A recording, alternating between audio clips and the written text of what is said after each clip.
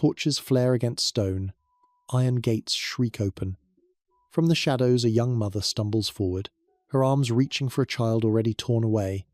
Another woman follows, belly still tender from birth, pressed into the sand as if into a grave already dug. The crowd roars. To them, this is not tragedy. It is theatre. Rome writes its power in bodies, and tonight the script is merciless. One woman is noble, the other a slave. Status divides them, but grief makes them kin. What unites them most is a choice the empire cannot allow. Their allegiance is forbidden, their conviction more dangerous than any sword. The arena demands submission, the empire demands silence. Yet the question lingers in the charged night air. What happens when even a mother refuses to break? How did ordinary women become Rome's most dangerous spectacle? North Africa. The year is 203 AD. Rome's banners ripple above the desert wind, their crimson cloth heavy with the weight of empire. In Carthage, a city of stone and marble pressed against the sea, the law of Septimius Severus extends like iron across the provinces. The emperor has issued new edicts. Conversions to the outlawed faith are forbidden. To belong to it, to speak it, to teach it, each act is now treason dressed as devotion. For Rome, law is not merely order, law is spectacle. Its sentences must be seen, absorbed, feared. The empire feeds on obedience, and in Carthage, it finds a test case. Two women bound by one conviction. One, a noble woman whose name is whispered in patrician halls. The other, her enslaved companion, whose labour once went unnoticed. Together, they cross a line Rome has drawn in blood. Their crime is not theft, nor murder, nor rebellion with arms.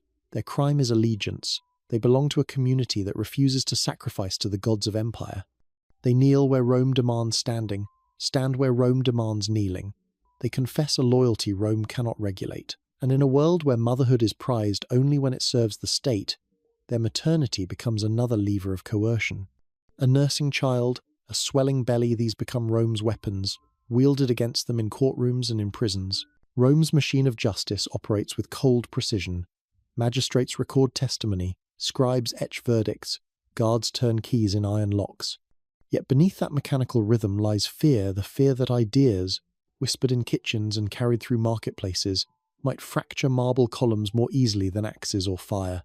For if a noblewoman can call a slave her sister, if a mother can name her allegiance higher than her infant, then the very structure of Roman society trembles. Here, law collides with conscience. Here, the apparatus of empire presses down upon ordinary women and discovers that conviction is harder than stone. The prison doors creak shut, but inside the darkness something dangerous begins. A hand, steady and deliberate, reaches for a stylus. When belief becomes a public offence, prisons become scriptoria. The cell stinks of sweat and mildew. Heat presses like a second skin. Iron clinks whenever the guards pass, their boots echoing against stone. But the harshest absence is not the air, nor the chains. It is the silence where an infant's cry should be. The young mother's breasts ache with milk. Her arms, once heavy with a child, now hang empty. Rome believes this absence will break her faster than any lash. Her father comes, pleading through the bars. He begs her to think of the baby, to think of her family's honour, to recant and return home. He argues with tears, with threats, with promises. She listens, heart torn, but her reply is unshaken. She cannot deny the faith that binds her even more deeply than blood. To Rome, that decision is madness. To her, it is clarity sharper than any blade. She holds. She refuses. She writes. By torchlight, with hands still raw from the iron, she scratches words onto wax tablets. Words that should never exist, for women in Rome are not meant to author their own stories. Yet she writes. She records her visions, her prayers, her defiance. Each line is testimony carved against the dark. The diary becomes more than parchment. It becomes presence. It speaks where her voice cannot reach. It carries what the cell would smother. In another corner, her companion waits. She is young, enslaved, and heavily pregnant. Rome grants her no reprieve. Instead, the authorities delay her execution, waiting for the birth they will then seize. She knows that once her child is taken, her body will be dragged into the arena beside the others. Fear haunts her face. Yet when she looks toward the noblewoman, something steadies her. The example is contagious. Resolve moves from one to the other like fire catching dry reed. Outside, the city mutters. Word spreads that two women refuse to bend. Some scoff, some pity, some secretly admire. Inside, the silence of the prison is broken by the scratch of stylus, the rhythm of whispered prayers, the shared pulse of resistance. Rome believes it holds captives. In truth, the empire has birthed witnesses. If the prison cannot bend them, perhaps the arena will. Night falls heavy over Carthage. Within the prison, a door groans open, and a guard summons the condemned. It is the Cena Libera, the final meal Rome grants before death. To the state, it is a gesture of clemency, a last indulgence before the sand swallows the body. But to those gathered, it becomes something else entirely. The women sit together with their companions. Chains clink against clay cups. Oil lamps cast trembling halos across stone. Bread is broken. Water and wine pass from hand to hand. The atmosphere is not despair, but defiance disguised as calm. They do not feast as victims. They eat as witnesses, each bite transformed into ritual. The condemned look into one another's eyes and see not doom, but recognition. Death is near, yet joy, sharp and startling, gleams between them like a hidden flame. The guards watch uneasily. Public composure unsettles them more than sobs would. The women speak with serenity, answering questions with measured voices. To laugh at the edge of the grave, to sing on the threshold of execution, such composure makes Rome itself seem fragile. For if terror cannot dominate here, where can it rule? Then comes the ritual of humiliation. Officials arrive bearing the garments of forced worship. Robes dedicated to the empire's gods are thrust into their hands. To wear them is to acknowledge Rome's authority, to seal submission before the crowd. One by one, they refuse. The cloth is cast aside. The refusal is not loud, not dramatic, but firm. In its quietness lies its greatest power. For Rome intends the clothing to be costume. The women turn it into testimony. The lamps flicker lower. The feast ends not with despair but with prayer.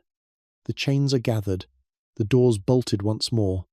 Beyond the walls, the city sleeps unaware that dawn will bring a spectacle unlike any other.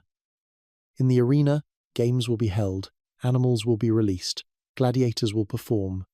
And amid the spectacle, a mother will stand with her companion, defying an empire's might not by sword, but by endurance. Dawn brings birthday games and a mother's sentence. Dawn burns the horizon gold, trumpets blare. The crowd surges into the amphitheatre, voices rising like waves against the stone. Vendors shout, children scramble for seats, senators take their places in shaded tiers. Rome's theatre of power is alive, hungry, waiting. From beneath the arena, the gates creak. The condemned emerge. Shackles drag, but their steps are measured. Faces lit by sunlight. They walk as though the sand is not a place of shame but of witness. A noble woman, her tunic plain, her hair unadorned. Beside her, the young slave, still pale from birth. Their presence alone unsettles the crowd. Some expected terror. Instead, they see dignity. The authorities stage the humiliation. Beasts are chosen to tear them down, a public demonstration of what happens to Defiance. The crowd cheers, but then something unexpected ripples outward. A murmur of pity, even admiration, moves through the stands. The women are stripped, exposed as trophies. The roar shifts. The spectators cry out for mercy, not for Rome, but for them. Shamed by their vulnerability, the executioners relent. Garments are returned. Bodies meant for degradation are covered again. Rome's theatre cracks with the smallest mercy wrested from cruelty. The ordeal begins. Animals are released, lunging forward in clouds of dust. Blows fall, bodies collapse, but the women help one another rise. When one stumbles, the other reaches to steady her. The choreography is brutal yet strangely tender, a quiet exchange of courage between strikes. Spectacle is meant to isolate. Instead, it reveals communion stronger than iron. At last, the crowd grows restless. The animals withdraw. The arena demands conclusion. A young gladiator steps forward, sword trembling in his hand. He hesitates before the noblewoman. She guides him gently, as though directing a child. Her hand steadies his. Her eyes remain clear. Weakness should be hers, yet it is the executioner who quakes. Beside her, the enslaved mother falls. Together, they exchange peace, a final kiss, a whispered word. Milk and blood mingle in the sand. The blade descends, not with rage, but with the strange stillness of obedience reluctantly performed. Silence follows. Rome believes it has ended a story. Yet something lingers, heavy, unspoken, refusing to die. If Rome intended silence, why do you still hear these voices? The sand is raked smooth. The crowd disperses. Rome believes the story has ended, but memory does not obey decrees. It follows its own law, whispered from mouth to mouth, carved into calendars, carried like a flame through time. In the immediate days, names are spoken in secret gatherings. A noble woman, once daughter of privilege, now remembered as sister to the enslaved. A slave, once invisible, now honoured as equal in death. Rome's hierarchy collapses in the retelling. Stone walls divide, but memory unites. What the empire staged as punishment becomes proclamation. The women are remembered not for defeat but for defiance. Their motherhood, stripped of child and choice, is redefined as testimony, not abandonment but allegiance, not weakness but witness. The very identities Rome used as chains noble birth, enslaved labour, nursing breasts, swollen belly become symbols of resistance. Communities copy their story. Pages spread across provinces. Each retelling sharpens the contradiction. Rome sought to display power, yet displayed fragility. The arena was built to silence, yet it echoes. The empire wanted to erase, but instead inscribed. The beasts tore flesh, the story tore ranks, the memory tears time. Centuries later, their witness survives in texts, in liturgies, in whispered prayers that refuse to fade. Rome's emperors vanish into dust, its laws decay into ruins, but the record of a mother who would not yield, and a companion who stood beside her, remains. This is the paradox. The cruelest punishment was not execution by beasts, nor the stripping of garments, nor the wrenching away of children. The cruelest punishment was Rome's belief that such acts could erase conviction. Yet in seeking to destroy, the empire only revealed.